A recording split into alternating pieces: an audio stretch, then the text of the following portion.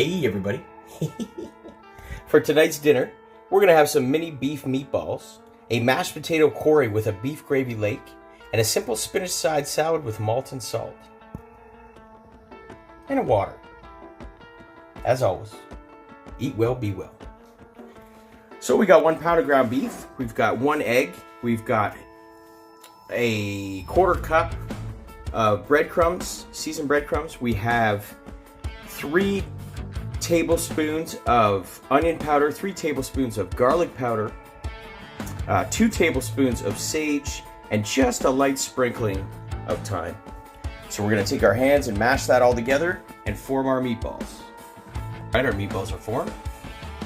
Let's get them in a pan. Nice. Now let's get them on a low-medium heat and start cooking. Remember to salt and pepper your balls. Okay, we've got some potatoes peeled and put into some hot water. We're going to boil that. As soon as it starts boiling, I'm going to set a 25-minute timer. 25 minutes because they are medium to large potatoes, and I cut them in half only once, so the chunks are still pretty big.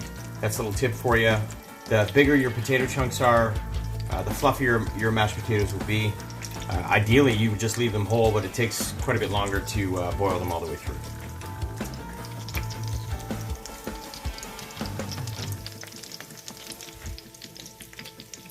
And we got 1 cup of water in a sauce pot with 1 packet of beef gravy. So we're gonna bring that slowly to a light boil, mixing along the way. And then we're gonna turn the heat off, let it kind of congeal a little bit, and then bring it up to heat right before the pouring. All right, we've got some baby spinach in a bowl. We've got some Honeycrisp apple, some carrot, and some English cucumber. A little malt vinegar, a little salt and pepper. There's a simple spinach side salad.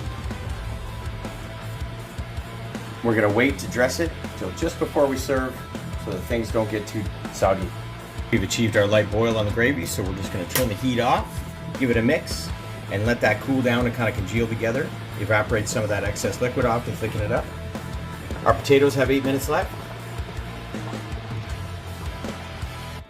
All right, potatoes are done. We're gonna take them out and strain them. Strain. Back of the pot. Let's add a gulp of milk. Gulp of milk, mash them up. Mashed with a little whip at the end for good measure.